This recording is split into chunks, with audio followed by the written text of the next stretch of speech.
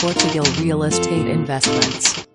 How to get Portugal residency by buying real estate. Prices of real estate in Portugal have greatly dropped.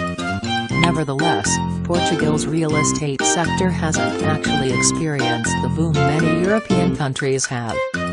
Even when I was first there in 1993, the place had missed the early 1990s boom that pushed values up in Spain and Italy. This has caused banks to now try to unload properties by rolling out discounts over 12 to 13%, available for foreign investors to snatch up as many as 10,000 homes this year. BCP is leading the way with heavy discounts.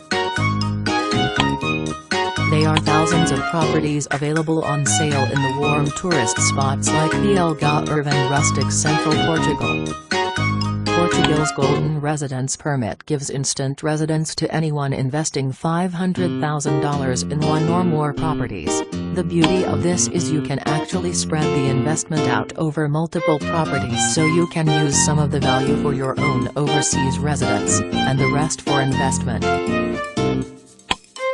These have really offered an opportunity for investors seeking for second residence in Europe.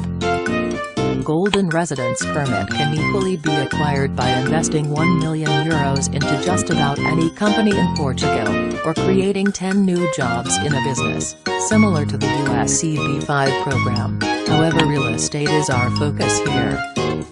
Portugal, just like the USA, has started to experience huge amounts of Asian real estate investors who are more than willing to put in €500,000 for the right to live and travel anywhere in the Schengen zone. Investors become permanent residents in Portugal after living in Portugal for over 5 years, and after 6 years, they will be able to nationalize in Portugal.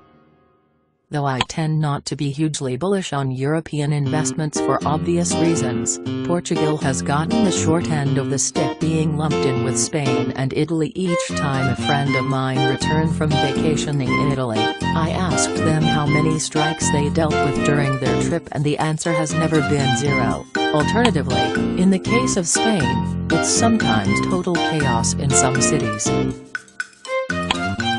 Portugal still keeps getting incoming orders prior to the government's efforts in constitutionalized property protection after the 1974 revolution, and hasn't supported any of the occupations of apartments that the Spanish government has made government policy by letting jobless homeowners squat for 2 years. Also, while Americans were submissive to real estate shopping sprees, center-right Portuguese officials weren't pushing mortgages to unqualified buyers. This explains why 2006 was the only quasi-boom year for local real estate. No-ninja loans meant no wild speculation. People bought houses to live in, not to become millionaires, and austerity among other factors helped put the brakes on the whole thing. Sprawling developments of tacky tract homes that swallowed up huge areas of exurbia have never been noticed in certain areas of the country. You'd see dozens of cheapo developments on top of old farmland heading through isolated areas far west of Dublin on the M4 freeway while driving through conservative Ireland's. This more reserved environment has led to some old-school tourist destinations which have retained their authentic charm are now available at much lower prices thanks to uniformly lower real estate values. Portugal is leading the European Union export train with exports of over 10% in 1 month lately.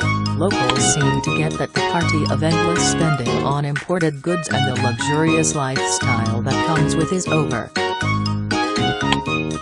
Rather than threaten revolution like the Spanish, they're actually taking up the initiative to focus on their business strengths such as agriculture and even clothing and shoes that are always in competition with Chinese products.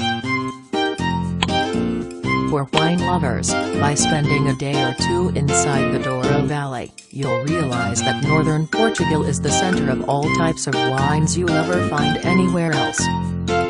Portugal is an ideal place for those looking for a European property investment with a warm weather climate. The nonsense going on there pales in comparison with other southern European pig states. and you're likely to find a good deal depending on the type of property you're looking to get.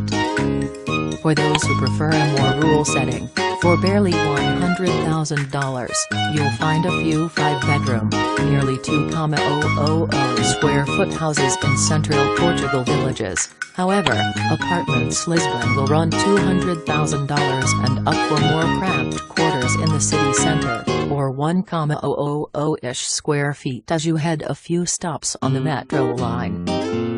You can equally join former investors like the Beatles and own a home in the party-friendly beach areas of the Algarve or down south. Values there have made properties quite attractive to rich Russians and Chinese looking to establish a second residence in Europe.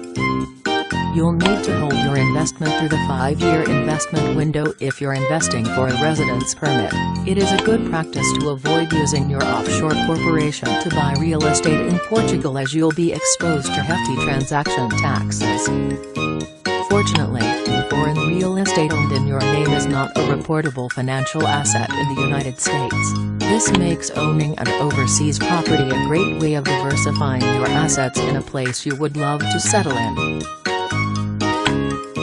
Portugal is a nice place to invest in, and though I would always recommend you keeping your offshore bank account in a separate country from your second residence, if you like the Mediterranean climate, the local wine, the port wines in Porto, beautifully cliffs, and fairy tale castles like those in Sintra and gorgeous landscapes, then Portugal is the place you should consider.